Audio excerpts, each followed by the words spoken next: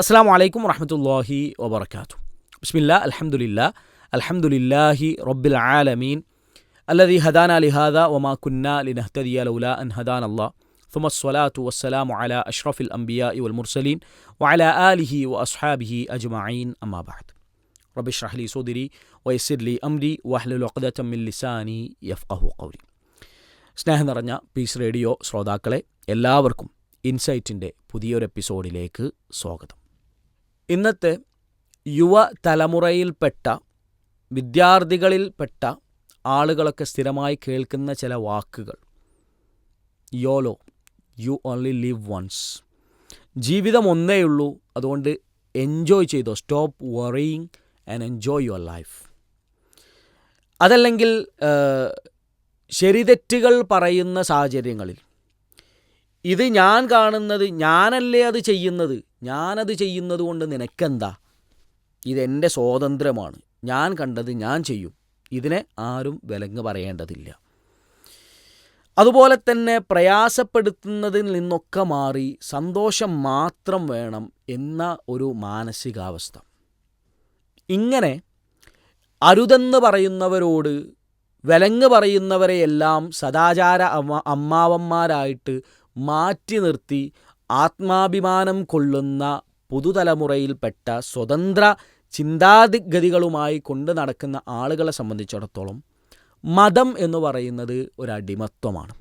അവരെപ്പോഴും പറയും മതവിശ്വാസികൾ അടിമകളാണ് എന്നുള്ളത്. സത്യത്തിൽ മതവിശ്വാസികൾ അടിമകൾ തന്നെയാണ്.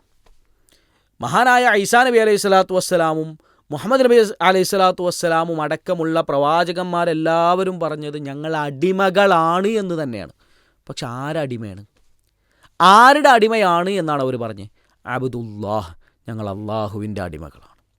അഥവാ എന്നെയും നിങ്ങളെയും ഈ ലോകം മുഴുവൻ സൃഷ്ടിച്ച് പരിപാലിച്ചു കൊണ്ടിരിക്കുന്നവൻ്റെ അടിമയാകുന്നു എന്ന് വളരെ ആർജവത്തോടുകൂടി, ധൈര്യത്തോടുകൂടി, യാതൊരു സന്ദേഹവുമില്ലാതെ സംശയവുമില്ലാതെ വിളിച്ചു പറഞ്ഞവരായിരുന്നു അവരെല്ലാം. എന്നാൽ ഇന്ന് നേരത്തെ പറഞ്ഞ രൂപത്തിലുള്ള സ്വതന്ത്രവാദികൾ എന്ന് പറയുന്നവർ തന്നെ സത്യത്തിൽ കോർപ്പറേറ്റ് മുതലാളിമാരുടെയും മീഡിയകളുടെയും അതുപോലെ തന്നെ പൊതുബോധത്തിൻ്റെയും അടിമകളാണ് ഓരോ സ്വതന്ത്രവാദികളും എന്നുള്ളതാണ് സത്യം. ഞാനൊരു ചെറിയ ഉദാഹരണം പറയാം. 1920 അമേരിക്കയിലെ ടൊബാക്കോ കമ്പനി അവർ സ്ത്രീകളിലേക്ക് പുകവലി വ്യാപിപ്പിക്കാൻ വേണ്ടി ഒരു പ്ലാൻ വരക്കാണ്. അതിനവർ ഹയർ ചെയ്ത ഒരു വ്യക്തിയാണ് എഡ്വേർഡ് ഹെർണൈസ്. ഇയാൾ ഇതിനു വേണ്ടി തയ്യാറാക്കിയ പ്ലാൻ എന്ന് പറഞ്ഞാൽ ടോർച്ചസ് ഓഫ് ഫ്രീഡം, അഥവാ സ്വാതന്ത്ര്യത്തിൻ്റെ വിളക്കുമാടങ്ങൾ എന്ന പേരിലൊരു ക്യാമ്പയിൻ സംഘടിപ്പിച്ചു. ആ ക്യാമ്പയിൻ്റെ മുൻനിരയിൽ കുറച്ച് സ്ത്രീകളെ നിർത്തുകയും അവരുടെയൊക്കെ കൈകളിൽ ഓരോ സിഗരറ്റുകൾ കൊടുക്കുകയും ചെയ്തു. ഈ ഫോട്ടോ, ഈ നിൽക്കുന്ന സ്ത്രീകളെ നല്ല രൂപത്തിൽ ക്യാപ്ചർ ചെയ്ത് ആ ഫോട്ടോസ് പിറ്റേ ദിവസത്തെ പത്രങ്ങളിലും ഹൈലൈറ്റുകളായിട്ട് വന്നു. ഇതെല്ലാം ഒരു സ്വാതന്ത്ര്യത്തിൻ്റെ അടയാളമായിട്ട് അവർ അവതരിപ്പിക്കുകയും ചെയ്തു. സ്വാഭാവികമായിട്ടും സ്ത്രീകളത് ഏറ്റെടുത്തു. സിഗരറ്റ് വലിക്കുക എന്ന് പറയുന്നത് ഒരു സ്വാതന്ത്ര്യത്തിൻ്റെ അടയാളമായി, സ്ത്രീ ശാക്തീകരണത്തിൻ്റെ അടയാളമായി, വുമൺ എംപവർമെൻറ്റിൻ്റെ അടയാളമായി അവർ ഏറ്റെടുക്കുകയും അതിൻ്റെ ഭാഗമായിട്ട് ആ കമ്പനിക്ക് വലിയ തോതിലുള്ള ലാഭം ലഭിക്കുകയും ചെയ്തു. സത്യത്തിൽ ഇവിടെ എന്താ സംഭവിച്ചത്? ഈ പറയപ്പെട്ട ആളുകൾ, ഇവർ സത്യത്തിൽ തെറ്റിദ്ധരിച്ച് ഇത് സ്വാതന്ത്ര്യത്തിൻ്റെ ഭാഗമാണ് എന്ന് പറഞ്ഞ് തൻ്റെ ചിന്താഗതിക്ക് ആരും വിലങ്ങ് പറയരുത് എന്ന് പറഞ്ഞുകൊണ്ട് അവർ സത്യത്തിൽ ആ ഒരു കമ്പനിക്ക് അടിമപ്പെടുകയാണ് ചെയ്തത്. അതല്ലാതെ അവർ ചിന്തിച്ചുണ്ടാക്കിയതൊന്നല്ല. വേറെ ആരൊക്കെയോ പ്ലാൻ വരച്ചു, മാർക്കറ്റ് ചെയ്തു, അതിൻ്റെ ഭാഗമായിട്ട് ഇവർ മാറി. ഇന്ന് കാണുന്ന സീറോ സൈസും അതുപോലെ തന്നെ ചുവന്ന ചുണ്ടുകളും വെളുത്ത തൊലികളും ഒക്കെ ഇതേപോലെ തന്നെയാണ്. ഇതൊക്കെയാണ് സൗന്ദര്യത്തിൻ്റെ അടയാളങ്ങൾ എന്ന് പറഞ്ഞ് പഠിപ്പിച്ചത്. എന്തിനു വേണ്ടിയാണ്? സൗന്ദര്യവർദ്ധക വസ്തുക്കളുടെ വിപണിക്ക് വേണ്ടിയാണ്. ഒന്ന് ഗൂഗിളിൽ പോയിട്ട് സെർച്ച് ചെയ്താൽ ഇതിൻ്റെയൊക്കെ മേക്കപ്പ് വസ്തുക്കൾ, അതുപോലെ തന്നെ പ്ലാസ്റ്റിക് സർജറിയൊക്കെ മുഖേന ഇന്ന് ലോകത്ത് നേടിക്കൊണ്ടിരിക്കുന്ന കോടിക്കണക്കിന് രൂപയുടെ, അതിലുപരിയുള്ള പണത്തിൻ്റെ അതിൻ്റെ ലാഭക്കഥകൾ, ലാഭം കൊയ്യുന്ന സംഭവങ്ങൾ ഒന്ന് ഗൂഗിളിൽ പോയിട്ട് സെർച്ച് ചെയ്താൽ നമുക്ക് കാണാം. ഈ സൗന്ദര്യവർദ്ധക വസ്തുക്കളുടെ വിപണി അത് എത്രത്തോളം സജീവമാണ്, അതൊരു വർഷം ഉണ്ടാക്കുന്ന ലാഭം എത്രത്തോളമാണ് എന്നൊന്ന് നോക്കിയാൽ നമുക്ക് മനസ്സിലാവും ഇതൊക്കെ എവിടുന്ന് വന്നതാണ് എന്ന്. സത്യത്തിൽ ഈ മേക്കപ്പ് ഐറ്റംസൊക്കെ നമ്മുടെ ജീവിതത്തിൽ ഒഴിവാക്കാൻ സാധിക്കാത്ത ഒരു കാര്യമാണോ? ഒരിക്കലുമല്ല. നമുക്കൊരാവശ്യമില്ലാത്ത കാര്യമാണ്. പക്ഷേ മാസാന്ത്യ ബഡ്ജറ്റ് നമ്മൾ പരിശോധിക്കുമ്പോൾ അതിൻ്റെ നല്ലൊരു ശതമാനം ഈ പറയപ്പെട്ട വസ്തുക്കൾക്ക് വേണ്ടി മാറ്റിവെക്കുന്ന അവസ്ഥയിലേക്ക്, അത് ജീവിതത്തിൻ്റെ അനിവാര്യമായ ഒരു കാര്യമാണ് എന്ന് വിശ്വസിപ്പിക്കുന്ന രൂപത്തിലേക്ക് അതിനെ മാറ്റിക്കൊണ്ടുവന്നതാണ്. എന്തിനു വേണ്ടി? നേരത്തെ പറഞ്ഞ പോലെ വിപണിക്ക് വേണ്ടി. ഇതിൻ്റെ ഫലമായിട്ട് സംഭവിച്ചതെന്താ? എല്ലാ സാധാരണക്കാരും ഇപ്പോൾ ഇത് ഉപയോഗിക്കുന്നൊരവസ്ഥയിലേക്ക് മാറി. മാത്രമല്ല പല പെൺകുട്ടികൾ എന്ന് തിരുത്തി ഒന്നുകൂടി പറയാണ്, ഭൂരിഭാഗം പെൺകുട്ടികളും വിശ്വസിക്കുന്നത് തൻ്റെ ഫിസിക്കൽ അപ്പിയറൻസ് അത് ഒരു തൃപ്തി നൽകുന്നില്ല എന്നുള്ളതാണ്. വെറുതെ പറയല്ല. വെസ്റ്റേൺ രാജ്യങ്ങളിൽ നടന്ന ഒരു പഠനം പറയുന്നത് 90% സ്ത്രീകളും വിശ്വസിക്കുന്നത് അവർക്ക് മാനസികമായിട്ട് വലിയ പ്രയാസമുണ്ടാക്കുന്ന ഒരു കാര്യമാണ് അവരുടെ ഫിസിക്കൽ അപ്പിയറൻസ്. അത് കുറച്ചും കൂടി ഞാനൊരു ആവശ്യത്തിന് സൗന്ദര്യമില്ലേ, എൻ്റെ കോലം ആളുകൾക്ക് ഇഷ്ടപ്പെടുന്നതല്ലേ എന്ന രൂപത്തിലേക്ക് അവരെ മാനസികമായി പോലും തകർച്ചയിലേക്ക് കൊണ്ടു ചെന്നെത്തിച്ചത് എന്താണ്? ഈ പറയപ്പെട്ട കോർപ്പറേറ്റ് ബുദ്ധികളാണ്, മീഡിയകളാണ്. അത് അവർ സൃഷ്ടിച്ചുണ്ടാക്കിയ പൊതുബോധമാണ്. അഥവാ ഇതാണ് സൗന്ദര്യത്തിൻ്റെ അടയാളം എന്നുള്ളത്. ഞാൻ പറഞ്ഞു വന്നത്, ഇതിലൂടെയൊക്കെ സംഭവിച്ചതെന്താണ്? ഇവർ ഈ സ്വതന്ത്രവാദം എന്ന് പറഞ്ഞുകൊണ്ട് ആളുകൾ ചെന്നെത്തുന്നത് ഈ രൂപത്തിൽ, 2 ഉദാഹരണങ്ങൾ പറഞ്ഞു എന്ന് മാത്രം, ഈ രൂപത്തിൽ പൊതുബോധം സൃഷ്ടിക്കാൻ വേണ്ടി കോർപ്പറേറ്റുകൾ മെനയുന്ന പ്ലാനുകളുടെ ഭാഗമായി അവർക്ക് അടിമപ്പെടുകയാണ് യഥാർത്ഥത്തിൽ സംഭവിക്കുന്നത്. അല്ലാഹു സുബ്ഹാനഹു വ തആല ചോദിക്കുന്നുണ്ട്, അർബാബുൻ മുതഫർരിഖൂന ഖൈറുൻ അമില്ലാഹുൽ വാഹിദുൽ ഖഹ്ഹാർ. അല്ലാഹു സുബ്ഹാനഹു വ തആലയാണോ അതല്ല കുറേ റബ്ബുകളാണോ നല്ലത്? ഒരുപാട് ആളുകളുടെ അടിമയാകുന്നതിന് പകരം ഈ ലോകത്തെ മുഴുവൻ അറിയുന്ന, നമ്മെ ഏറ്റവും നന്നായി അറിയുന്ന നമ്മുടെ സൃഷ്ടാവിൻ്റെ അടിമയാകുന്നതാണോ കൂടുതൽ നല്ലത് എന്ന അല്ലാഹു സുബ്ഹാനഹു വ തആലയുടെ ചോദ്യം നമുക്ക് കാണാം. ഇവിടെയാണ് മതത്തിൻ്റെ പ്രാധാന്യം ഉയരുന്നത്. മതത്തിന് മാത്രമേ ശരിയും തെറ്റും നിശ്ചയിക്കാൻ സാധിക്കുകയുള്ളൂ. അതല്ലാതെ ആരൊക്കെ ഏതൊക്കെ രൂപത്തിൽ ശരികൾ കൊണ്ടുവന്നാലും അതിൽ സ്വാഭാവികമായും അബദ്ധങ്ങളുണ്ടാകും. പല പ്രത്യയശാസ്ത്രങ്ങളും ശരികളും തെറ്റുകളും നിശ്ചയിച്ച് കാലഘട്ടം കഴിഞ്ഞുപോയതിന് ശേഷം ഞങ്ങൾ ചെയ്തിരുന്നതെല്ലാം തെറ്റായിരുന്നു എന്ന് പറയുകയും അങ്ങനെ ആ പ്രത്യയശാസ്ത്രങ്ങളെയെല്ലാം ചരിത്രത്തിൻ്റെ ചവറ്റുകൊട്ടയിലേക്ക് വലിച്ചെറിയപ്പെട്ടതും നമ്മൾ ഒരുപാട് വായിച്ചതാണ്. എങ്ങനെ ഒരാൾക്ക് ഇന്നത് ശരിയും ഇന്നത് തെറ്റുമാണെന്ന് പറയാൻ സാധിക്കും? സ്ത്രീകൾ പുരുഷന്മാർക്കുള്ള നിയമം കൊണ്ടുവരികയാണെങ്കിൽ, അല്ലെങ്കിൽ പുരുഷന്മാർ സ്ത്രീകൾക്കുള്ള നിയമം കൊണ്ടുവരികയാണെങ്കിൽ, അവരുടെ അവസ്ഥകൾ പരിഗണിച്ചുകൊണ്ട് അവരെ മനസ്സിലാക്കിക്കൊണ്ടുള്ള നിയമങ്ങൾ കൊണ്ടുവരാൻ, അവരുടെ ശരികളും തെറ്റുകളും മനസ്സിലാക്കാൻ എങ്ങനെ സാധിക്കും? കുട്ടികളാണ് മുതിർന്നവർക്കുള്ള നിയമം കൊണ്ടുവരുന്നത് എങ്കിൽ എങ്ങനെ അത് ശരിയാകും? ആഫ്രിക്കയിലുള്ള ആളുകൾക്ക് അമേരിക്കയിലുള്ള ആളുകളാണ് നിയമങ്ങൾ കൊണ്ടുവരുന്നതെങ്കിൽ ഇന്ത്യയിലുള്ള ആളുകൾക്ക് ചൈനക്കാരും, അതേപോലെ തന്നെ ഓരോ രാജ്യത്തുള്ള ഏതോ മുക്കിലും മൂലയിലും ജീവിക്കുന്ന ആളുകൾക്ക്, ഒരു പട്ടണത്തിൽ ജീവിക്കുന്ന, ഗ്രാമത്തിൽ ജീവിക്കുന്ന ആളുകൾക്ക് പട്ടണത്തിൽ ജീവിക്കുന്ന ആളുകൾ നിയമങ്ങളും അവരുടെ ശരിതെറ്റുകളും നിശ്ചയിച്ചു കൊടുത്താൽ എന്തായിരിക്കും അവസ്ഥ? ഞാൻ പറഞ്ഞു വരുന്നത്, മനുഷ്യനെ സംബന്ധിച്ചിടത്തോളം അവൻ്റെ അറിവ് വളരെ പരിമിതമാണ്.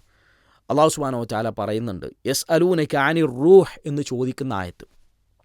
റൂഹിനെക്കുറിച്ച് താങ്കളോട് അവർ ചോദിക്കുന്നു എന്ന് റസൂലുള്ളാഹി സ്വല്ലല്ലാഹു അലൈഹി വസല്ലമയോട് റൂഹിനെക്കുറിച്ച് ചോദിക്കപ്പെടുന്ന ആ ഒരു സംഭവം ഉദ്ധരിക്കുന്ന ആയത്ത്. അവിടെ അല്ലാഹു സുബ്ഹാനഹു വ തആല പറഞ്ഞു, റൂഹിൻ്റെ വിഷയം അള്ളാഹുവിൻ്റെ അടുക്കലാണ്. അതിനെക്കുറിച്ച് നിങ്ങൾക്ക് ഒരു അറിവും നൽകപ്പെട്ടിട്ടില്ല. വമാ ഊതീതും മിനൽ ഇൽമി ഇല്ലാ ഖലീല. നിങ്ങൾക്ക് നൽകപ്പെട്ട അറിവ് എന്ന് പറയുന്നത് വളരെ തുച്ഛമാണ്, വളരെ കുറച്ചാണ് എന്ന്. ഈ ഒരു ആയത്തും ആ അവസാനം പറഞ്ഞ വാക്കൊന്ന് കണക്ട് ചെയ്ത് നോക്കി.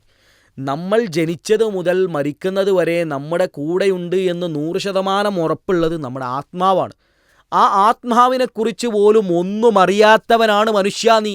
നിൻ്റെ അറിവ് വളരെ പരിമിതമാണ് എന്നാണ് അല്ലാഹു സുബ്ഹാനഹു വ തആല അവിടെ പറഞ്ഞു വെക്കുന്നത്. അപ്പോൾ വളരെ തുച്ഛമായ അറിവ് വെച്ചുകൊണ്ട് നമ്മൾ നിശ്ചയിക്കുന്ന ശരികളിലും തെറ്റുകളിലും അബദ്ധങ്ങൾ സംഭവിക്കുക സ്വാഭാവികമാണ്, നിർബന്ധമായും സംഭവിക്കുകയും ചെയ്യും. അത് ഓരോ സംഭവങ്ങൾ എടുത്തു നോക്കുമ്പോഴും നമുക്ക് കാണാനും സാധിക്കും. ഒരു ചെറിയ ഉദാഹരണം കൂടി പറയാം. വിവാഹം കാരണമുള്ള പല പ്രയാസങ്ങളും പ്രശ്നങ്ങളും ചർച്ച ചെയ്തിട്ട് അതിനൊരു പ്രതിവിധിയായിട്ട് കൊണ്ടുവന്ന സംഭവമാണ് കോഹാബിറ്റേഷൻ അല്ലെങ്കിൽ ലിവിങ് ടുഗദർ സംവിധാനങ്ങളൊക്കെ. സത്യത്തിൽ വിവാഹത്തിൽ ഏർപ്പെട്ട ഒരു സ്ത്രീയും പുരുഷനും അനുഭവിക്കുന്നതിനേക്കാൾ എത്രയോ ഇരട്ടി, അല്ലെങ്കിൽ സ്ത്രീകളെ സംബന്ധിച്ചിടത്തോളം കൂടുതൽ, കാരണം സ്ത്രീകളുടെ പ്രശ്നങ്ങൾ പറഞ്ഞുകൊണ്ടാണ് പലപ്പോഴും വിവാഹത്തിൽ നിന്ന് അവരെ പിന്തിരിപ്പിക്കുന്നത്. അതും സത്യത്തിൽ പുരുഷന്മാരാണ് ചെയ്യുന്നത്, അതുപോലും പലരും ചിന്തിക്കാറില്ല. എന്നിട്ട് ഈ ലിവിങ് ടുഗദർ സംവിധാനങ്ങളിലേക്ക് പോയതിന് ശേഷമുള്ള അവസ്ഥ പഠനങ്ങളൊന്നും നമ്മൾ വായിച്ചു നോക്കുക. സാധാരണ ഒരു ഫാമിലി, ഒരു വിവാഹപൂർവ ബന്ധത്തിൽ ജീവിക്കുന്ന ദമ്പതികളെക്കാൾ അതല്ലാതെ ജീവിക്കുന്ന ആളുകളെ സംബന്ധിച്ചിടത്തോളം അവിടെയാണ് സ്ത്രീകൾ കൂടുതൽ ആക്രമിക്കപ്പെടുന്നത്. ഈ വിവാഹപൂർവ അല്ലെങ്കിൽ വിവാഹത്തിന് ശേഷമുള്ള ജീവിതത്തിൽ കൊല്ലപ്പെടുന്നതിനേക്കാൾ എത്രയോ മടങ്ങ് ഇരട്ടിയാണ് ലിവിങ് ടുഗദറിൽ ജീവിക്കുന്ന സ്ത്രീകൾ കൊല്ലപ്പെടുന്നതിൻ്റെ ശതമാനം എന്നൊക്കെ ഭീകരമായ കണക്കുകൾ നമുക്ക് കാണാൻ സാധിക്കും. കാരണം എന്താ? കാരണം വിവാഹം കഴിച്ചു കഴിഞ്ഞാൽ സ്ത്രീകൾക്ക് അവിടെ ചില അവകാശങ്ങളുണ്ട്, ചോദിക്കാനും പറയാനും അവിടെ ആളുകളുണ്ട്. പക്ഷേ മറ്റോടത്ത് അതാരുമില്ല. അവിടെ ആണുങ്ങൾ അവരുടെ പണിയും തീർത്തിട്ട്, അല്ലെങ്കിൽ അവരുദ്ദേശിച്ച അവരുടെ ആവശ്യങ്ങൾ നിറവേറ്റിയിട്ട് അവരവരുടെ പണിക്ക് പോയി കഴിഞ്ഞാൽ ഇവർക്ക് ചോദിക്കാനും പറയാനും പോലും ആരുമില്ലാത്തൊരവസ്ഥ അവിടെ ഉണ്ടാക്കി വെക്കുകയും അതുമൂലം ഭയങ്കരമായ ഒരുപാട് പ്രയാസങ്ങളിലേക്ക് ചെല്ലുന്ന, നിങ്ങൾ ആലോചിച്ച് നോക്കൂ, കുട്ടികളുടെ ജനന നിരക്കിൽ പോലും വലിയ വ്യത്യാസങ്ങൾ വന്നു. പല രാജ്യങ്ങളിലും യുവതലമുറ യുവാക്കളുടെ എണ്ണം കുറഞ്ഞു. അപ്പോൾ എന്താ സംഭവിക്കുക? ഇപ്പോൾ ജപ്പാനും അതുപോലെ ചൈനയും റഷ്യയും എല്ലാം തിരിഞ്ഞ് യൂട്ടേൺ അടിച്ചു തുടങ്ങി.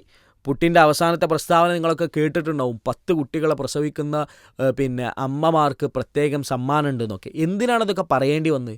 കാരണം മനുഷ്യർ കൊണ്ടുവന്ന ചില ശരികൾ അത് അൾട്ടിമേറ്റ് ശരികളാണ് എന്ന് വിശ്വസിച്ച് അത് സ്വീകരിച്ചു പോന്നപ്പോണ്ടായ അബദ്ധങ്ങളാണ്. ഒരു കുടുംബത്തിൽ ഒരു കുട്ടിയാണെങ്കിൽ ആ കുട്ടി യുവാവായിത്തീരുമ്പോൾ സ്വാഭാവികമായിട്ടും ഉപ്പയും ഉമ്മയും അച്ഛനും അമ്മയും പ്രായമുള്ളവരായി. അപ്പോൾ ഈ ഒരു കുടുംബത്തിലുള്ള ഈ പ്രായമായവരെയും മക്കളെയും എല്ലാം പരിപാലിക്കാൻ പണിയെടുക്കേണ്ടത് ഈ ഒരേ ഒരു യുവാവ്. അതായത് ഒരാൾ പണിയെടുക്കേണ്ടി വരിക ചിലപ്പോൾ 3-4 ആളുകളെ പോറ്റാനായിരിക്കും. ഇതൊരു സമൂഹത്തിൽ, ഒരു രാജ്യത്തിലേക്ക് മൊത്തത്തിലെടുത്ത് നോക്കൂ. ഒരു 100-1000 യുവാക്കൾ 4000-5000 വരുന്ന ആളുകൾക്ക് വേണ്ടി പണിയെടുക്കുമ്പോൾ സ്വാഭാവികമായിട്ടും അവിടെ പ്രൊഡക്ടിവിറ്റി കുറയും, പണിയെടുക്കാൻ ആളുകളില്ലാത്ത അവസ്ഥ വരും. നേരെ മറിച്ച് ജനനനിരക്ക് ഉയർന്നാലോ, ഒരു ഫാമിലിയിൽ കൂടുതൽ കുട്ടികളുണ്ടെങ്കിൽ അവിടെ അത് പ്രൊഡക്ടിവിറ്റി കൂടുകയും അവിടെ അവരുടെ സ്വാഭാവികമായിട്ടും ആ നാടിൻ്റെ വികസനത്തിൻ്റെ ഭാഗമാകാനും ഈ ഒരു മാൻ പവറിന് സാധിക്കും. അതില്ലാത്തത് കൊണ്ട് തന്നെയാണ് പല രാജ്യങ്ങളും ഇന്ന് ഈ രൂപത്തിൽ അവരുടെ കൂടുതൽ കുട്ടികളെ നിങ്ങൾ പ്രസവിക്കൂ എന്ന അമ്മമാരോട് കേണപേക്ഷിക്കുന്ന രൂപത്തിലേക്ക് അവർ മുമ്പ് നിശ്ചയിച്ച നിയമങ്ങളിൽ നിന്ന് യൂട്ടേൺ അടിക്കാൻ അവർക്ക് കാരണമായി തീർന്നത്. ഇത് റസൂലുള്ളാഹി സ്വല്ലല്ലാഹു അലൈഹി വസല്ലം പണ്ടേ പറഞ്ഞതാണ്. അപ്പോൾ ഈ രൂപത്തിൽ അള്ളാഹുവിൻ്റെ നിയമങ്ങൾക്കെതിരിൽ, അള്ളാഹു പറഞ്ഞ ശരികൾക്കപ്പുറത്ത് ശരികളെ കണ്ടെത്താൻ വേണ്ടി തേടി നമ്മൾ പോയി കഴിഞ്ഞാൽ ഈ രൂപത്തിലുള്ള അബദ്ധങ്ങളിലേക്കായിരിക്കും ചെന്ന് ചാടുക എന്ന് തീർച്ചയാണ്. അതുകൊണ്ട് നമ്മൾ അടിമകളാവുക അള്ളാഹുവിൻ്റെ, അതല്ലാത്ത രൂപത്തിലുള്ളവയുടെ അടിമകൾ ആവാതിരിക്കാനും ശ്രദ്ധിക്കുക. അല്ലാഹു സുബ്ഹാനഹു വ തആല അനുഗ്രഹിക്കുമാറാകട്ടെ. വസല്ലല്ലാഹു അലാ റസൂലിന മുഹമ്മദ്. വസ്സലാമു അലൈക്കും വറഹ്മത്തുള്ളാഹി വബറകാതുഹു.